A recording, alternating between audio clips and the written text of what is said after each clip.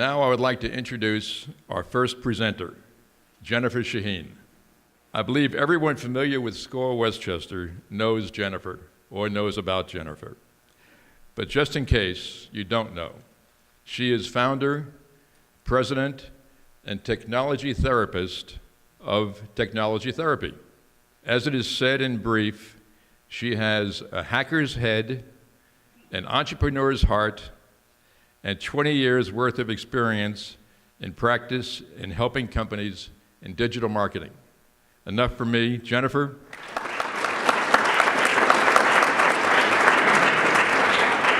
How is everyone? Excellent.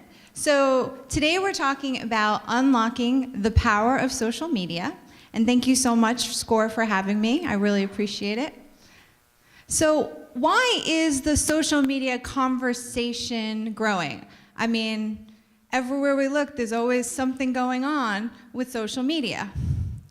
Well, 1 in every 3 minutes, think about that, 1 in every 3 minutes. I see some of you checking your phones right now. Spent online is devoted to social networking and messaging.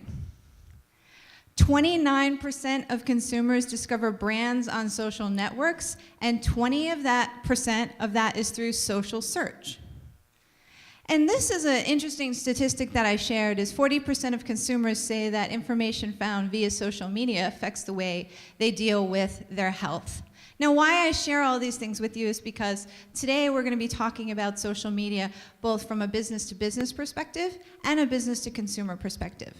So for me, I want to start with looking at what the top 5 social platforms are.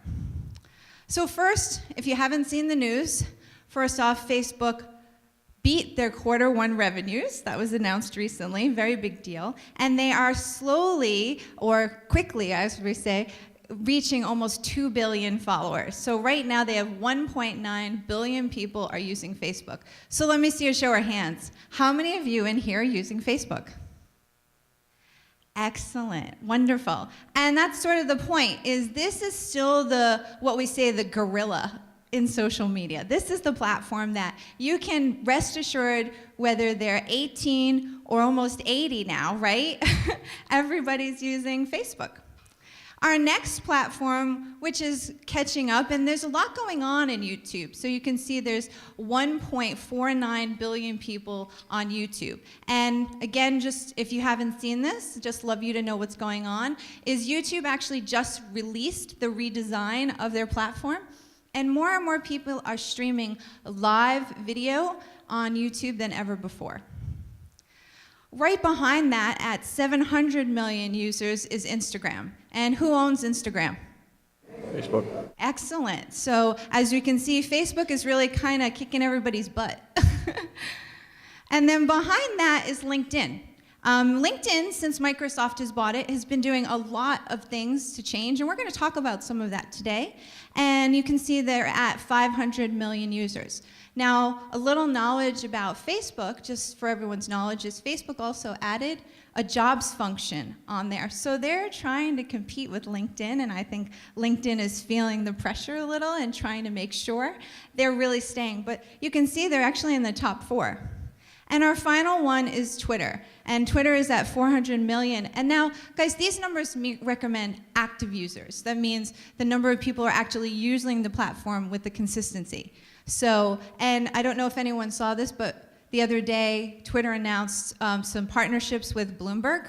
So very important things to understand what's going on each of the platforms. The power of social media for me, and why I want to do something different today, is I don't want to just talk about each platform. I want you guys to start looking at social media a little differently, and I want you to look at it from the perspective of thinking about this as a social selling tool. A lot of people don't really think about that. They sort of just post on their Facebook or push up things on their Instagram or post something on LinkedIn, and they really aren't looking at these platforms as opportunities to close business. So my goal today is to have you all start thinking about how can we use social media as more of a social selling tool. So what is social selling? Well, simple definition is it's sales teams and people using social media to help prospects through the sales process.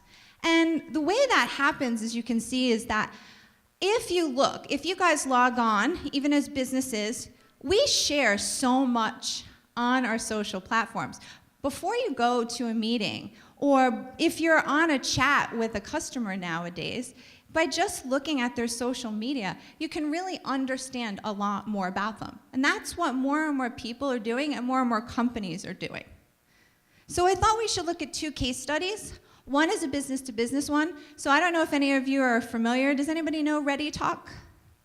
So ReadyTalk actually competes with GoToMeeting. And it's funny because if you sit on a SCORE National webinar, they actually use ReadyTalk. And so what they had done is they had generated, you can see, 80+ new clients and over $100,000 in new deals within 6 months through social selling. They engaged their sales team to start interacting more with potential prospects on LinkedIn, because most of this is a business-to-business.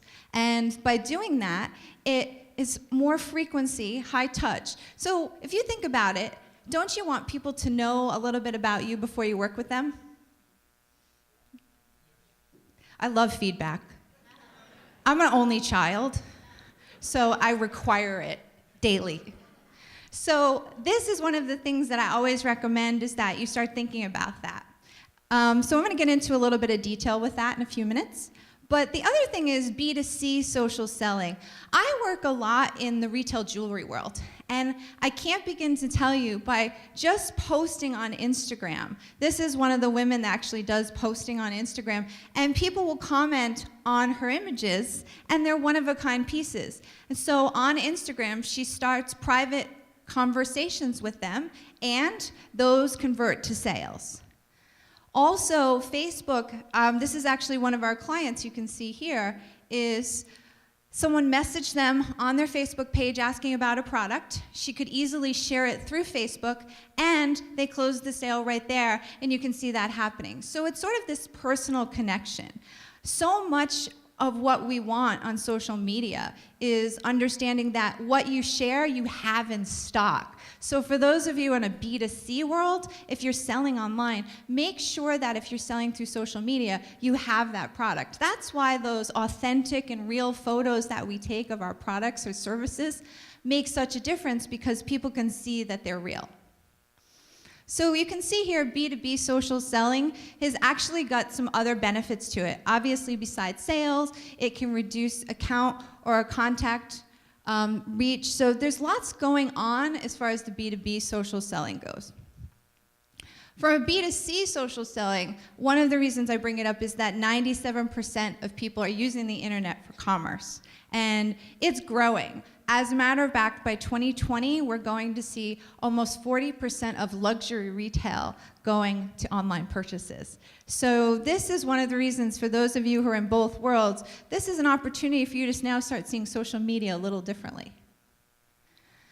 One of the biggest parts of social media that aren't often talked about are the messaging applications. And you can actually see that this has actually got the greatest reach. It's actually over social media. So more and more people are using the messaging apps than they are just the platforms themselves. So those are, for everybody's knowledge, Facebook Messenger, WeChat, WhatsApp, Snapchat. So these types of applications are growing in popularity and reach, and so it's also one of the strongest places in social media. I think part of the reason is because, honestly, we're just craving personal attention.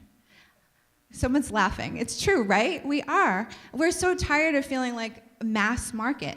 And the joy of social media is you can start a conversation almost in a broad sense, but if you can start using these messaging apps, and you can see here, this is chat data, but the number of people who actually just want to talk to a person about questions they have is growing. How many of you guys have thought about whether it's a business-to-business purchase or business-to-consumer, you just have more questions.